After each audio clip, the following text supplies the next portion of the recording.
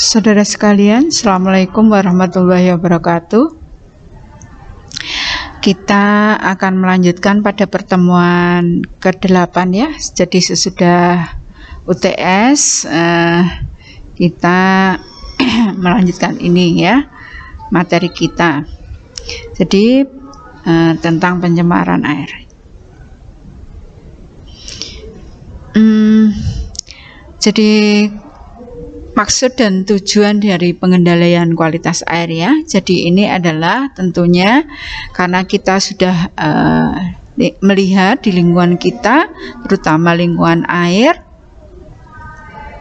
itu ada penurunan.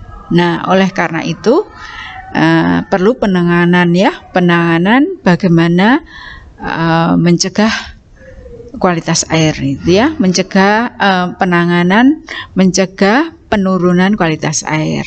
Nah, ini adalah dengan cara mengevaluasi ya terhadap pengelolaan kualitas air yang ada. Kemudian nanti kita sesuaikan dengan peruntukannya. Jadi misalnya sumber air sungai gitu ya, ada penanganan evaluasinya gimana kondisi kualitas air di sana gitu ya. Kualitas airnya di sana itu seperti apa? Kita evaluasi. Nah, apa yang dilakukan, didiamkan atau bagaimana? Nah, kemudian untuk apa gitu. Nah, kalau tidak ditangani berarti kita kualitas air yang ada di sungai itu untuk apa gitu kan, yang kita evaluasi, kemudian kita menentukan penanganannya ya, penanganannya apa yang harus dilakukan agar supaya di masa yang akan datang atau masa-masa waktu-waktu berikutnya itu bisa mencegah atau menurunkan pencemaran kualitas air. Nah, terkait dengan definisi pencemaran air itu apa? Ini adalah masuknya atau dimasukkannya gitu ya. Masuknya itu berarti tidak sengaja. Kalau dimasukkannya itu berarti secara sengaja ya. Apa yang dimasukkan? Bisa zat, bisa energi, atau komponen lain ke dalam lingkungan. Dalam hal ini adalah lingkungan air gitu ya, lingkungan air oleh kegiatan manusia atau alam sampai ke tingkat tertentu, sehingga lingkungan tersebut tidak atau kurang dapat berfungsi sesuai dengan peruntukannya. Jadi di sini kita itu bisa misalnya yang sengaja kita memasukkan atau membuang sampah, itu berarti kita sampah, sisa makanan dan lain sebagainya gitu ya, limbah, itu berarti zat di situ masuk ke dalamnya. Atau energi ya, energi itu bisa memasukkan supply gitu ya, misalnya dari limbah yang panas itu kan ada suhu, ada energinya ke dalamnya. Nah, biasanya energi itu tidak disengaja atau masuknya ya, sinar matahari misalnya, itu yang jelas energi. Energi ini kalau sinar matahari adalah untuk membunuh bibit penyakit atau aerasi, terutama adalah dari udara atau komponen lain ke dalam lingkungan ya. Di sini adalah lingkungan air ke tingkat tertentu ya. Jadi nanti pasti akan berubah. Nah, itu berubahnya itu pada tingkat tertentu. Nah, tentunya kalau kita memasukkan atau dimasukkannya itu berubahnya cenderung ke kurang baik ya, ke kurang baik.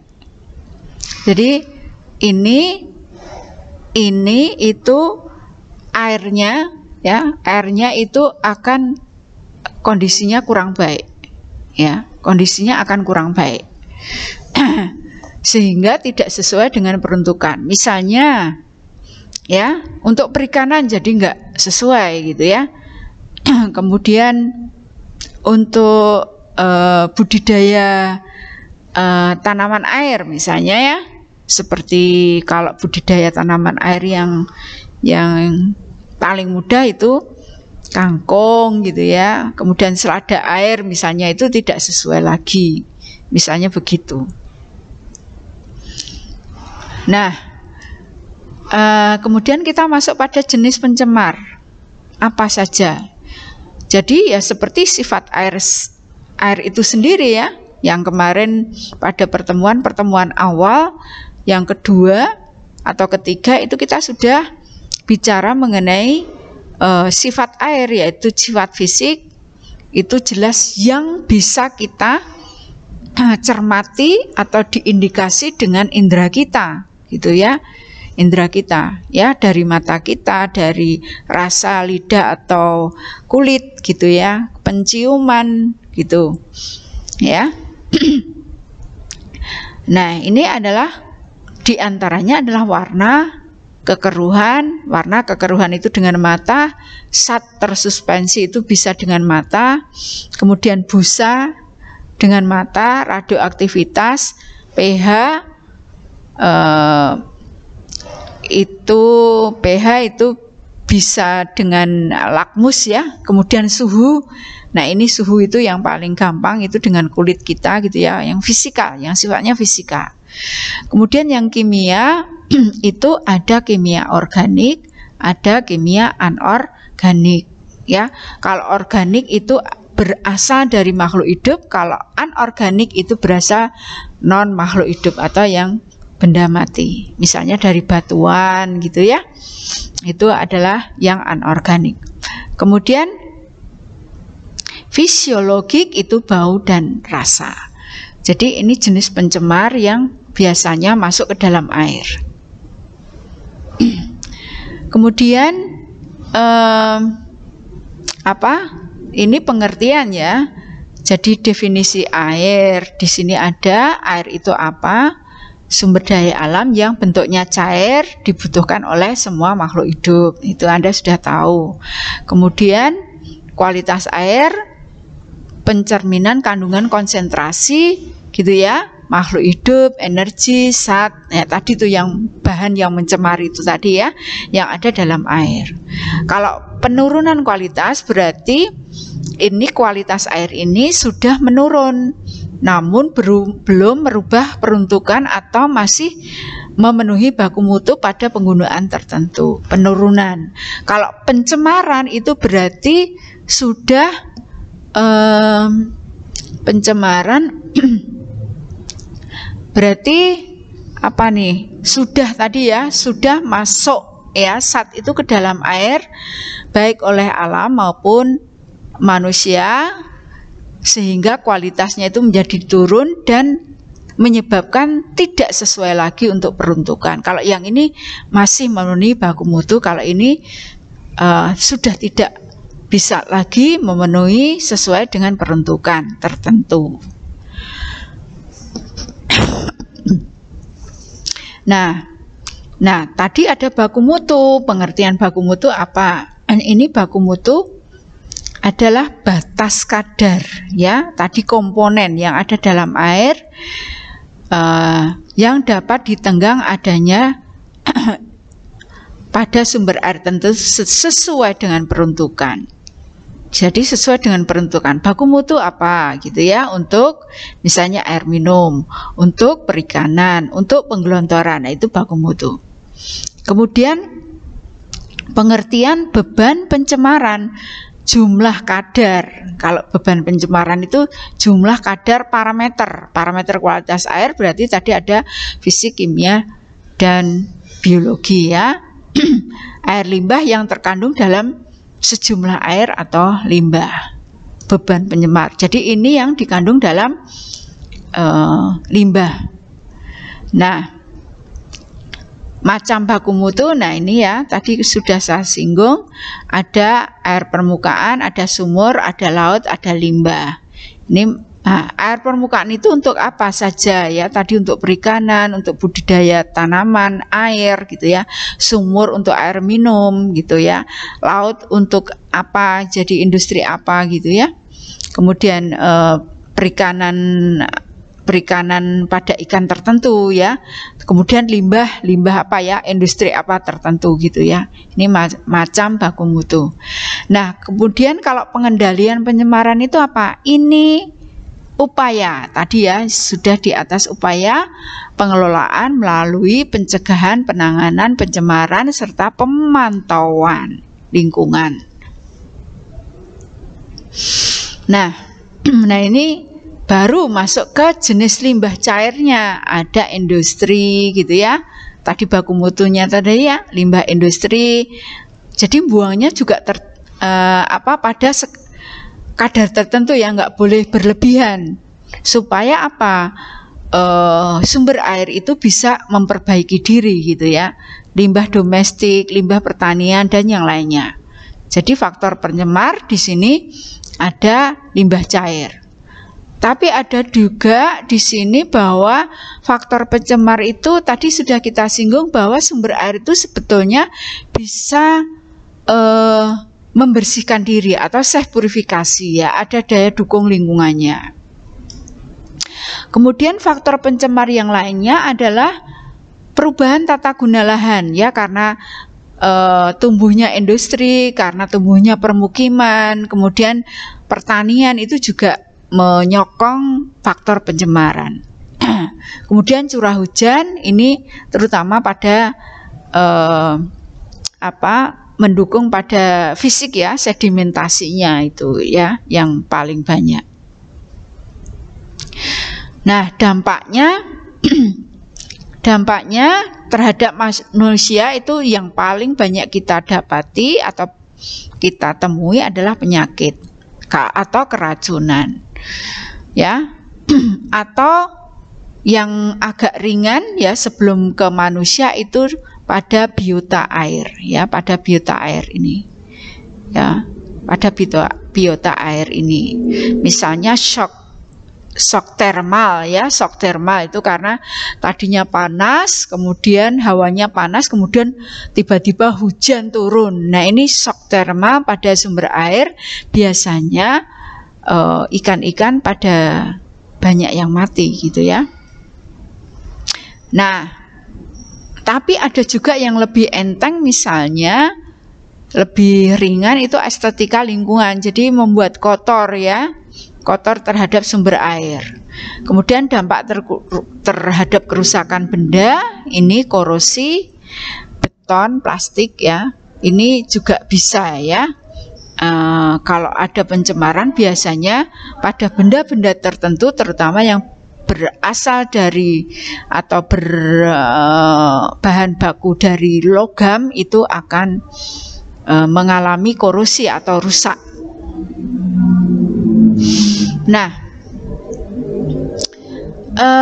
ditinjau dari segi ketahanannya suatu lingkungan, pencemar itu dibagi menjadi 4 gitu ya. Ada pencemar yang tidak permanen, hanya pada waktu tertentu ya. Kemudian pencemar sedang, stabilnya bisa pencemaran itu 1 sampai 24 bulan gitu ya. Jadi ini yang paling rendah nomor 1, kemudian diikuti nomor 2, kemudian nomor 3 itu stabil lebih dari 2 tahun gitu ya, sampai 5 tahun. Nah, pencemar permanen berarti yang lebih dari 5 tahun. Jadi ini ditinjau dari ketahanannya waktu ya, terutama terhadap waktu. Nah, pencemaran air oleh erosi biasanya terjadi di kawasan pegunungan atau kawasan hutan yang rusak ya, daerah pertanian, lahan kering dengan kemiringan lebih dari 8%. Nah, ini yang mencemari apa? Yang mencemari adalah partikel tanah, bahan organik yang terangkut. Nah, tadi ya sudah saya singgung, ini membuat sedimentasi atau suspensi atau terlarut pada badan air penerima. Contohnya itu Waduk Wonogiri gitu ya. Itu diperkirakan fungsinya optimal 100 tahun, tapi dari itu dibuat tahun 80, sekarang tahun sekitar 21 tahun gitu ya, itu sudah pengendapannya besar sekali. Berarti di sini adalah yang terangkut adalah partikel tanah dari daerah hulunya gitu ya, terutama adalah kawasan hutan atau pertanian lahan keringnya. Itu contohnya seperti itu ya. Kemudian rawa pening gitu ya, sedimentasinya juga sudah banyak, sehingga tumbuh enceng gondok yang luas gitu ya. Kemudian yang berikutnya adalah akibat kekeruhan badan air. Kalau ada kekeruhan badan air, apa yang berkurang? Tentunya adalah oksigen, karena oksigen itu dari udara. Kalau ada sedimen berarti ini terreduksi kembali. Jadi dia kembali lagi ke udara. Jadi mengganggu gitu ya, terserapnya oksigen ke dalam air.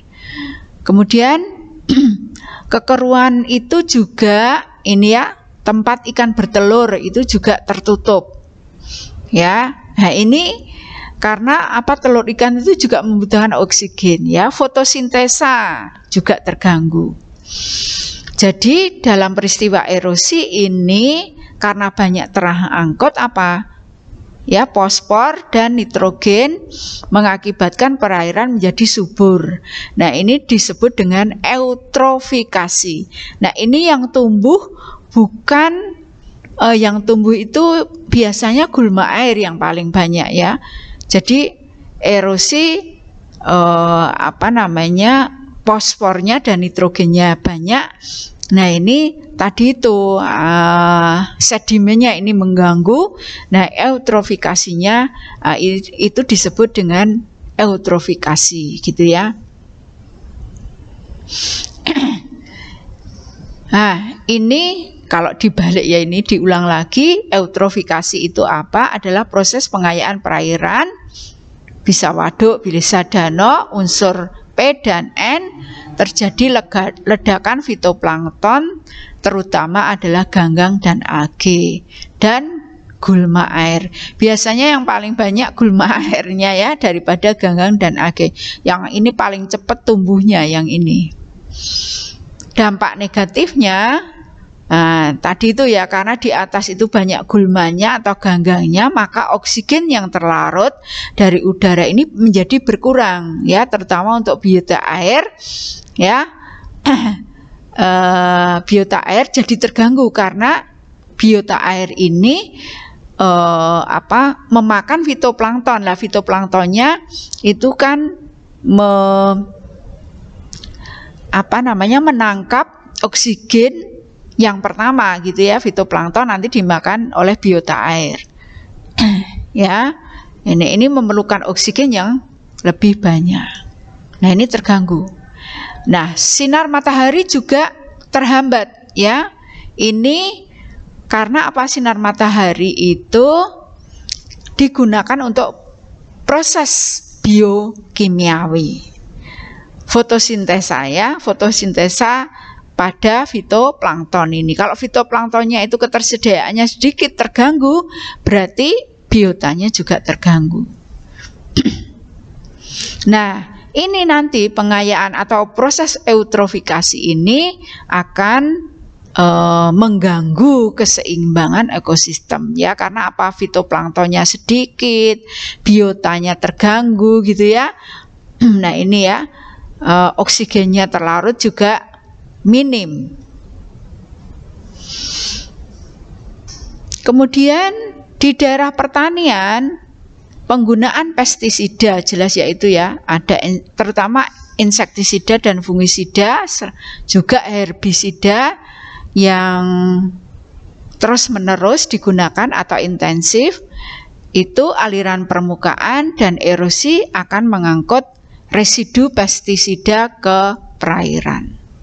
Gitu ya. Jadi ini sudah membawa pestisida, kemudian ditambah dengan erosi suspensi gitu ya.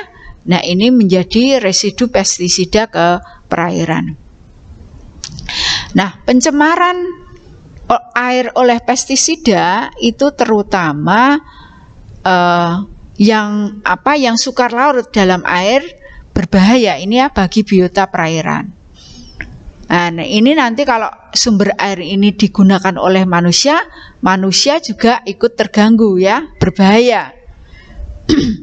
Nah, itu ya. Dan peristiwa ini nanti disebut dengan magnifikasi biologi atau biological magnification. Jadi pestisida mengganggu biota dan manusia ya melalui proses tertentu. Nah, konsentrasi bahan kimia di dalam jaringan organisme atau biota nantinya akan meningkat dengan adanya perubahan tingkat trofik itu tadi ya. Bahan kimia akan mengalami metabolisme sehingga jumlah terakumulasi dalam jaringan biota. Nah, ini prosesnya itu seperti itu. Makin bertambah, makin tinggi konsentrasinya di perairan sekitarnya. Nah, ini sebagai contoh adalah peningkatan konsentrasi bahan kimia melalui rantai pakan dengan proses tadi itu ya, biological magnification, pencemaran pestisida divinyl trichlorutana atau DDT. Ini ya yang berbahaya. Jadi dimakan biota gitu, biotanya nanti dimakan manusia, jadi prosesnya tidak langsung. Nah, di alam kadar DDT itu makin meningkat ya menurut rantai makanan dengan jenjang seperti ini. Jadi satu kadar DDT suatu perairan 0,0, tadinya 0,0, kemudian nanti pada plankton perairannya sekian, nanti pada plankton naik menjadi 5 ppm. Kenapa? Karena dia akan memakan lebih banyak ini ya, sumber makanan yang ada dalam perairan. Ini ikutan gitu ya,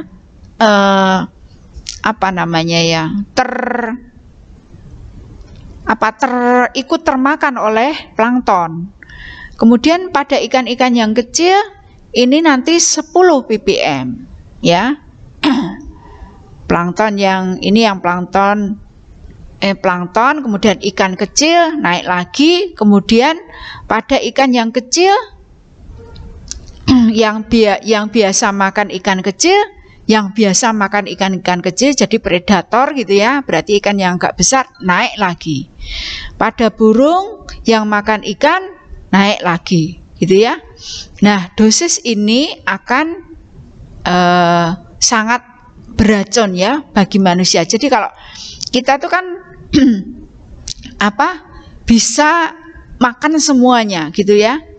Jadi makan semuanya. Misalnya perairan 0,015. Ini ada tumbuhan air. Kita makan misalnya ya. Kita makan tumbuhannya, ganggang misalnya. Berarti sudah ada di dalam tubuh kita. Kemudian kita kalau plankton kita nggak bisa makannya. Yang jelas itu ikan-ikan yang kecil, ikan yang besar gitu ya. Nah, ini kita makan lagi, kita konsumsi. Nah, ini nanti akan menumpuk atau mengumpul di tempat tubuh kita gitu ya.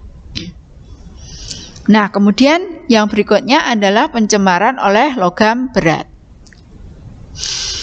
Logam berat terjadi di perairan, bisa di mana-mana ya, bukan hanya di perairan saja, tapi bisa di tanah, di udara. Tapi yang paling berbahaya bagi kehidupan adalah terjadi di perairan. Ya, Minamata itu di Jepang yang pernah terjadi itu. Nah, itu berantai gitu ya, dari ikannya kemudian sampai ke manusia. Nah, itu tidak hilang sampai beberapa puluh tahun ya. Nah, ini densitasnya sekian ya, 5 gram per sentimeter pangkat 3. Nah, yang termasuk unsur logam berat di alam itu adalah kadmium, hidragium, merkuri ya, Hg. Kemudian kromium, Plumbum itu kita yang sering berada di dekat kita itu plumbum ini ya. Dari kendaraan bermotor, kadmium, kemudian suprum, sinkum atau seng, dan Fe. Fe itu yang paling banyak ini dari daerah vulkan ya. Itu, tapi dari yang lain terutama dari industri juga banyak.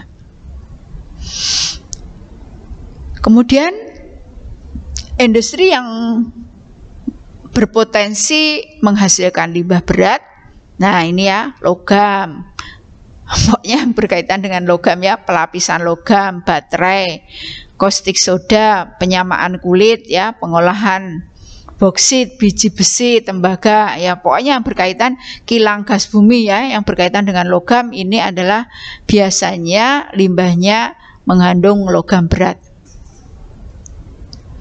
Nah ini tadi kita sudah singgung ya, di Minamata Jepang itu di tahun 60-an. Nah ini ada industri kimia yang limbahnya mengandung Hg, dibuang ke Teluk Minamata. Nah ini ikannya kan dikonsumsi oleh manusia ini, jadi manusia juga ikut terkontaminasi ya, banyak yang jadi sakit atau mati atau pada keturunannya ya, karena susah untuk jadi kalau keturunannya juga ikutan nanti terkena dampaknya. Nah ini melalui proses biological magnification atau secara langsung ikan laut, kerang-kerangan mengakumulasi senyawa majemuk klorida metil merkuri ya, konsentrasi yang tinggi. Jadi gitu ya, akumulasi, ada akumulasi. Nah ini tadi sudah saya sampaikan bahwa penduduk di Minamata itu mengkonsumsi ikan, kerang-kerangan. Nah apa yang terjadi? Mengalami keanehan mental, cacat saraf, terutama anak-anak ya. Penyakitnya karena sumbernya dari air di Teluk Minamata ya, penyakitnya Minamata.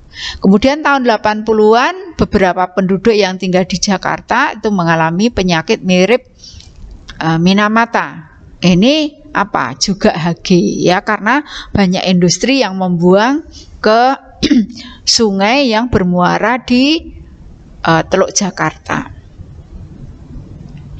Kemudian pencemaran Pb ini mengakibatkan akumulasinya kandungan Pb di tubuh ikan. Jadi prosesnya itu ya, pokoknya terakumulasi di tubuh ikan, ikan dimakan manusia. Jadi selain di perairan, pencemaran udara Pb juga menjadi faktor ya, ini sudah terjadi di kota-kota besar. Ini tadi sudah kita singgung, Pb itu adalah dari efek side dari transportasi. Tingginya Pb di udara bersumber dari asap kendaraan bermotor dan industri. Nah, ini yang di sekitar kita, ini sekitar kita, Bengawan Solo, ya, Bengawan Solo ini sudah mengalami pencemaran yang berat. Ini menurut Dinas Lingkungan DLHK Provinsi Jateng ya, pencemaran sudah berbahaya. Karena apa? Di unit-unit hulu sungai, anak sungai dari Bengawan Solo itu banyak tumbuh industri ya, di mana-mana. Nah, Kepala DLHK Jawa Tengah mengatakan ada 2 pencemaran yang terjadi di Bengawan Solo. Pertama adalah ini ya, dari mata kita itu warnanya menjadi hitam. Kemudian yang kedua adalah akibat dari ciu ya, ini ada di Sukoharjo. Tapi industri yang hitam ini adalah dari industri yang terakumulasi semua buangnya ke Bengawan Solo. Kalau industri ciu ini di Sukoharjo ya, ini kan alkoholnya tinggi gitu ya. Ini sudah ada yang ada 2 penelitian yang meneliti atau membuat skripsi tentang akibat pencemaran industri Ciu ini yang di Sukoharjo. Nah, kemudian penanggulangannya, upaya penanggulangan pencemaran, yang pertama, kalau itu kerusakan akibat kerusakan hutan dan kegiatan pertanian, maka apa yang kita lakukan ya ini secara teoritis, berarti kalau kerusakan hutan kita melakukan reboisasi, penghijauan ya. Kemudian mencegah perambahan hutan dan penebangan liar. Kemudian menggunakan pupuk, pestisida seperlunya, kemudian menerapkan kaidah konservasi tanah dan air pada setiap pemanfaatan lahan. Kalau akibat limbah domestik, industri dan kegiatan lain, berarti kita jadi limbah di domestik ini di kolektif dikumpulkan, kemudian diolah baru dibuang ke perairan ya, tidak boleh langsung. Tapi kita itu sekarang banyak tumbuh perumahan-perumahan yang klaster-klaster, itu buangnya juga ke tanah juga ya, itu yang susahnya gitu ya. Belum terkoordinasi bagaimana cara membuang limbah domestik. Nah, kita juga sudah merasakan bagi Anda sekalian, karena Anda sekalian sekarang sudah balik ke wilayah masing-masing gitu ya. Maksudnya ke tempat tinggal masing-masing. Kalau dulu masih kos, itu kita merasakan bahwa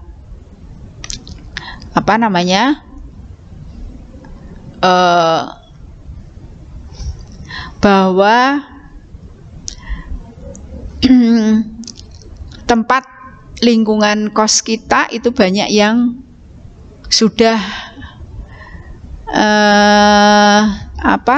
limbah domestik itu sudah ada di sekitar kita gitu ya, terutama di sekitar kos-kosan